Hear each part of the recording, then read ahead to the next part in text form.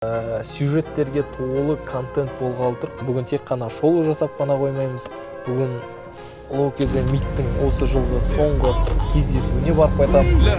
I don't play, I got walls, I got God, I got hope, I got soul in my home, I got G, that's my bro, OB, on the beat, he got heat on the stove, if they keep playing with us, they gon' reap what they sow, whoa, yeah buddy, we gon' keep talking code, and I hang with a few, cause the most do the most. Мысалы, покраска жасадым полностью, кузовын освежитеді. 10 миллион тұрады мына көліктің бағасы, егер қызыққан болсаңыздар 10 миллионға алуға болады. Тұра ма, тұрмай ма, оны сіздер шешесіздер. Сейчас осень, где-то 3 месяца ее строю.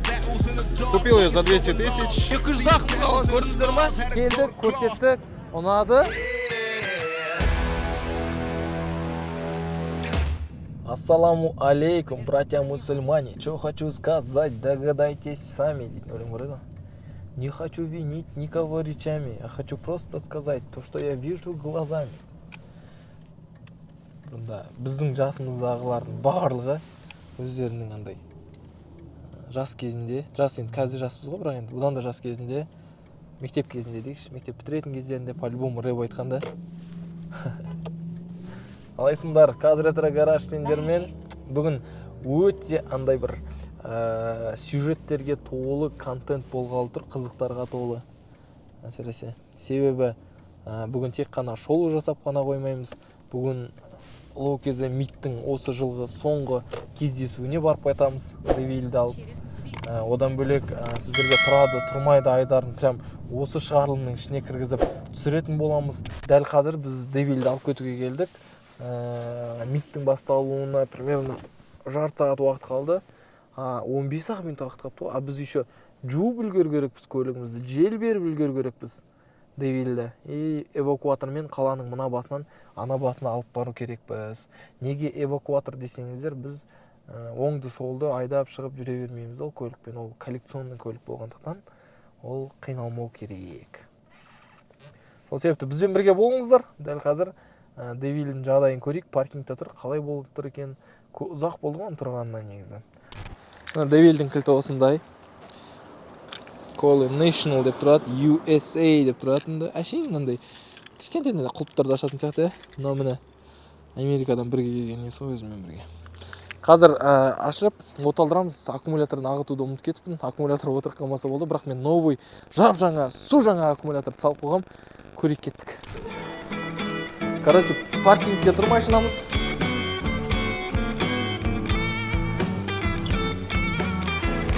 Біздің Девиліміз қараш жылтырап тұр ғой, қараңғының өзінде прям нұрын шашып жылтырап тұрады ғой. Мен алдында прикинь капотын ашып ұмытып кеткен ғой, қара.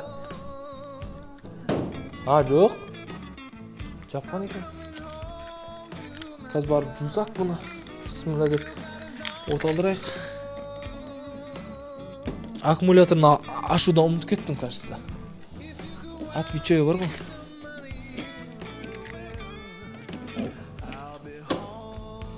Бисмилля. Шірікті көре бастады. Бисмилля. Капотты ашып аккумуляторын қосайық. Аккумуляторын ағытыппын ғой мен. Мен ағытпадым ба деп, ана үйден шыққан кезде қылттадым ба, қылттамадым ба деп ойланасың ғой. Сол секілді. Бисмилля. Ағытқан ғой, екеуін де ағыт кетіппін ғой. Жап жаңа аккумулятор ғой мұн жақта. Все. Бисмилла деп. Оталдырып көреген. Ұзақ уақыттан бері бірінші оталдыру. Светтер жанды ғой. Оталдырайық енді. Бірінші оталдыру. Бәрі жанып тұр, аккумулятор өрт тұр. Бисмилла.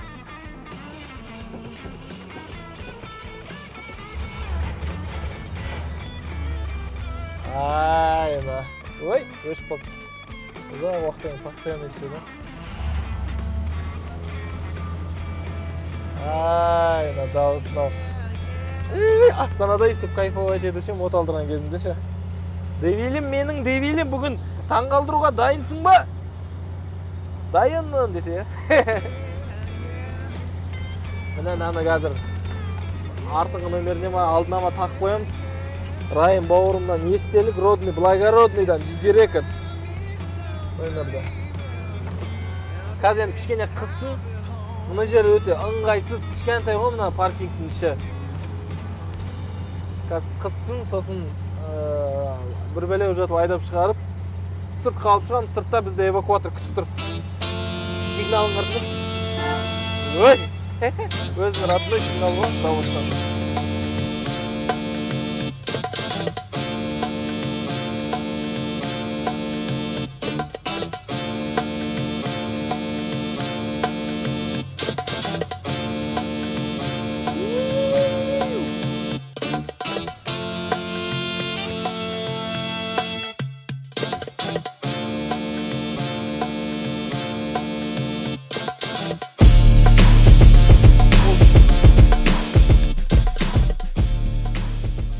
Жүгіреміз деп ентігіп қалдық қой. Машинамызды мойкаға апарайық, дайындап, жылтыратып апарайық та. Мә, қазір гараждың оқырмандары келетін шығарсыңдар да. Іштерінде бар шығар бір-екеуі білетін МИД туралы. Алдында менен сұрап жүргендер МИДке Девиль бара ма деп. Міне алып баратырмын Девильді.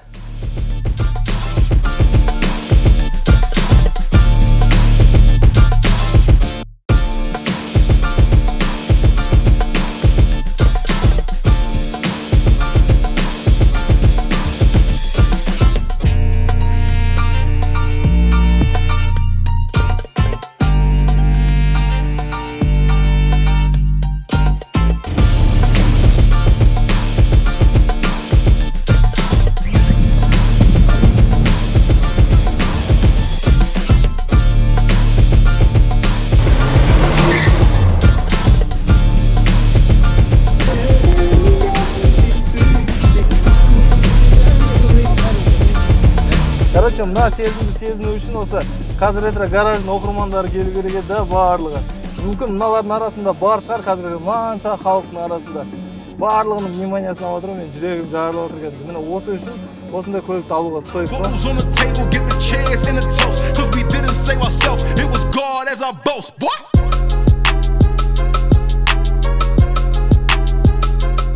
Мұн жақтағы атмосфера масқара болып отыр.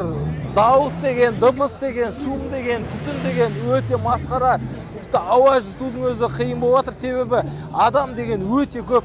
Барлығы қызығып, күтіп, көптен бері күтіп, Motorfest жоқ болып, ол кезде МИДтар да көбірек ұйымдастырылмағаннан кейін сағынып қалған ғой осындай кештерді. Сол себепті біз қазір Девильді қойып қоямыз да, мына жақта қандай ретро машиналар бар, және де ерекше машиналар бар, соны сіздерге көрсетіп қайтатын боламыз. Ендеше кеттік барып, қандай машиналар бар екен танысып қайтайық.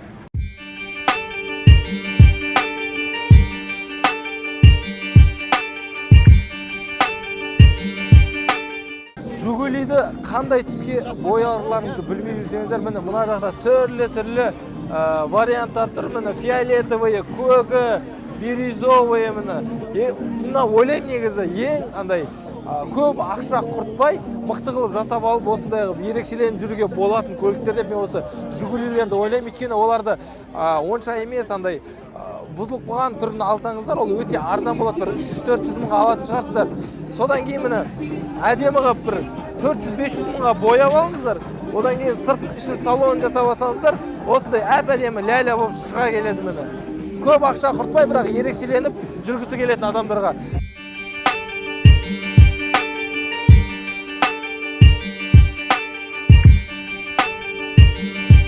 Енді мына Жигулилардың ішіндегі ең жарқын, прям көзге бірінші түсіп тұрған осы, тіпті жазып қойған ұстауға болмайды деп.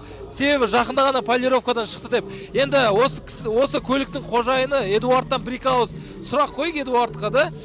Эдуард, сколько ушло времени и сколько средств ушло и о машине пару слов? Какая машина, какого года?